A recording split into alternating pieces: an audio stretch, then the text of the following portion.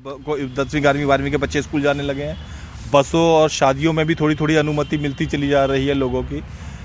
शुरू में जो कहर था वो धीरे धीरे अब कम होता जा रहा है। वैक्सीन आने के बाद दर्शकों, लोगों में वाकई बड़ी राहत सी पहुंची है। वैक्सीन आने के बाद लोगों में वाकई बड़ा आत्मबल सा जागा है।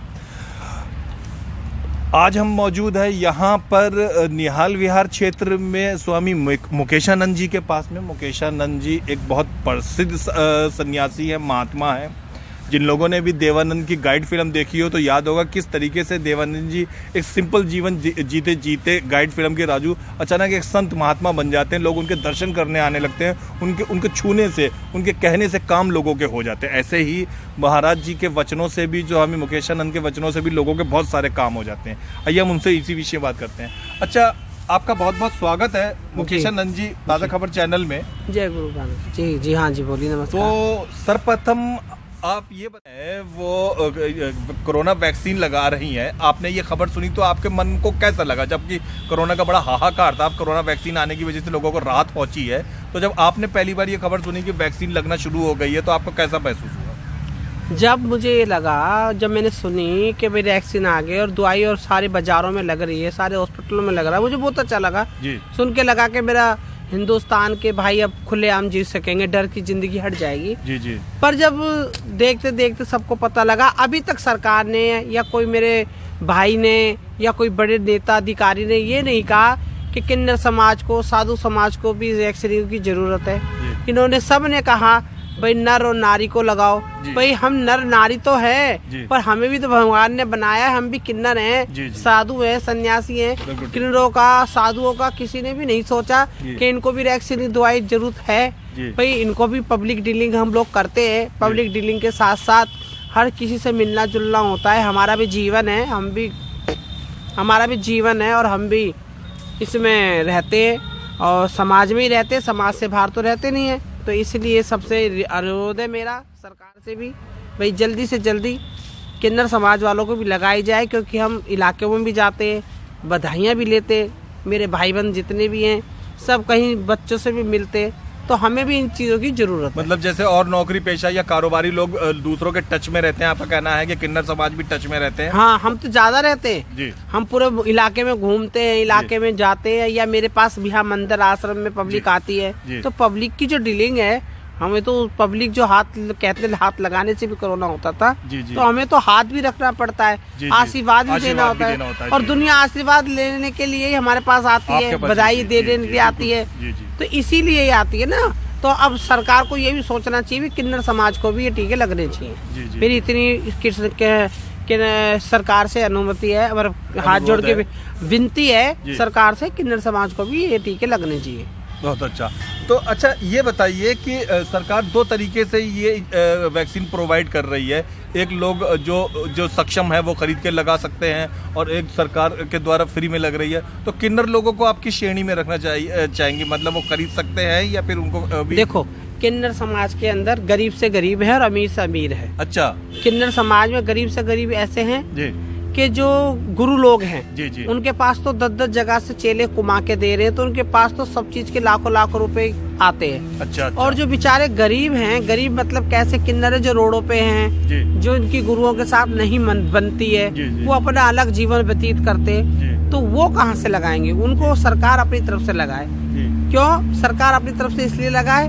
क्योंकि जो बेचारे गरीब किन्नर है, जिनके पास इलाका नहीं है, जो बधाई नहीं दे सकते, गुरु लोग उन पर अत्याचार करते हैं, अत्याचार करने के बाद वो अलग रहते हैं, तो वो कहाँ से लाएंगे पैसा?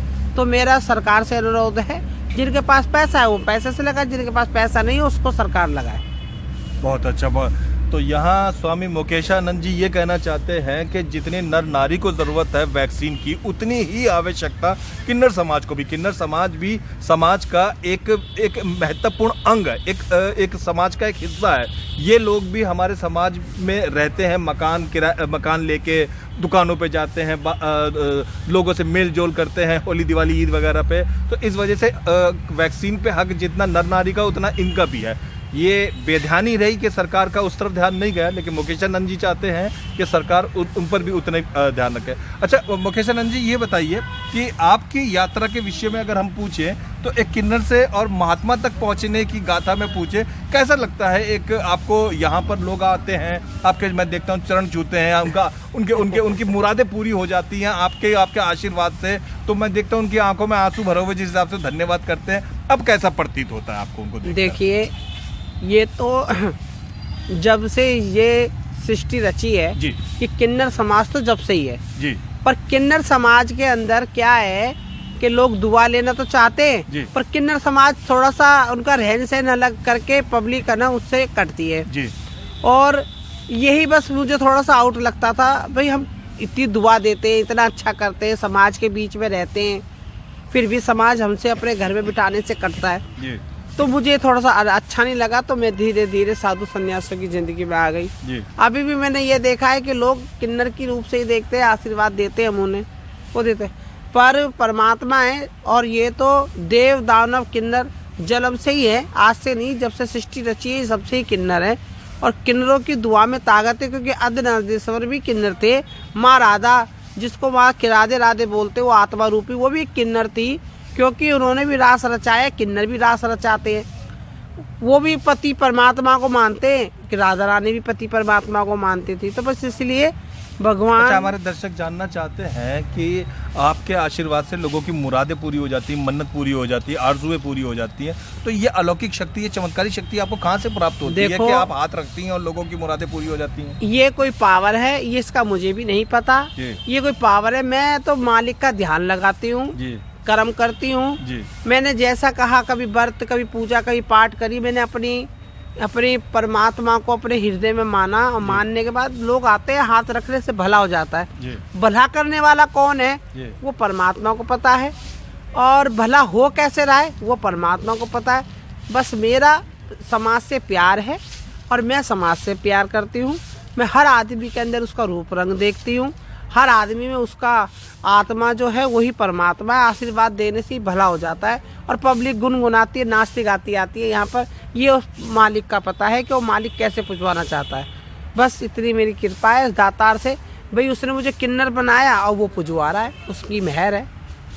अच्छा, आप अपने शिष्यों को क्या अच्छी शिक्षाएं देती हैं कि वो आपके साथ जुड़े रहते हैं? क्या बातें उनको कहती हैं? मैं देखता हूं कि आपके शिष्य औरों के मुकाबले थोड़े ज़्यादा सज्जन और शरीफ रहते हैं। किस तरीके की अच्छी अच्छी बातें आप उनको बताती हैं? मैं जब सत्संग करती हूँ तो मैं उनको बताती हूँ कि परमात्मा कहाँ है। परमात्मा विश्वास में है और परमात्मा आशा में है, और करने वाला विधाता है। इंसान अपनी सोच रखता है कैसे भी, पर करने वाला विधाता है, और नर ही नारायण है।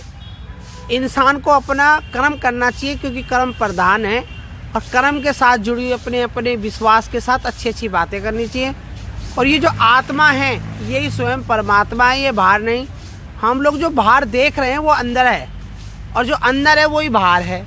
जो इसको रंगते हैं, जैसे दूध के अंदर मक्खन है, मक्खन जब दिखता है जब उसको मथते हैं, तो भाई आत्मा को, शरीर को मथना पड़ता है, तो परमात्मा का दर्शन होता है। बस मैं ये शिक्षाएं उनको देती हूँ, उनका भला भी होता है। बताया गया कि बहुत सारे छोटे बच्चे जो शरारती हैं, बिगड़ैल हैं, कड़बिले हैं, वो आपके पास आते हैं, तो थोड़े समय बाद वो आपके पास बच्चे जो आते हैं, पता नहीं आप उन्हें कौन सी सीख, सबक, उपदेश देती हैं कि वो सुधर जाते हैं और अच्छे बच्चों जैसा बर्ताव करने लगते हैं? हाँ, मैं उनको शिक्षाएं देती हूँ, सत्संग सुनाती हूँ, और उनको सेवा करवाती हूँ।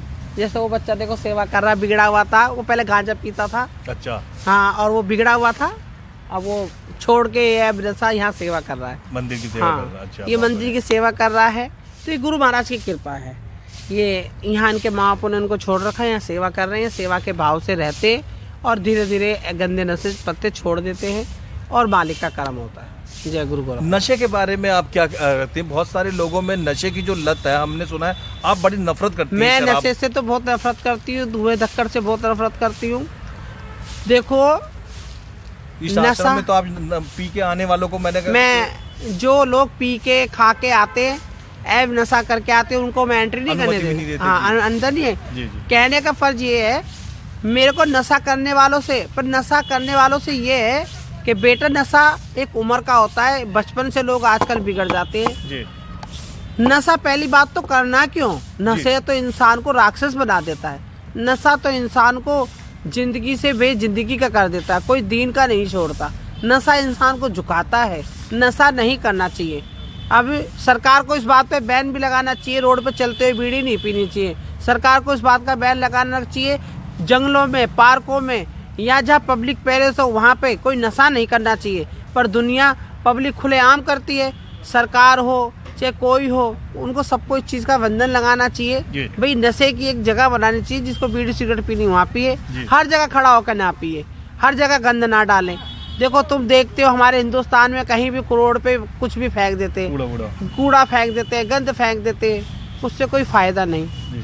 तो इसलिए कोई भी चीज़ है अपने हिसाब से रखी जाए, अपने कर्म से करी जाए और ऐब नशे से बचा रहना चाहिए। अपना शरीर सुस्त, क्योंकि नशा करने से शरीर खराब होता है।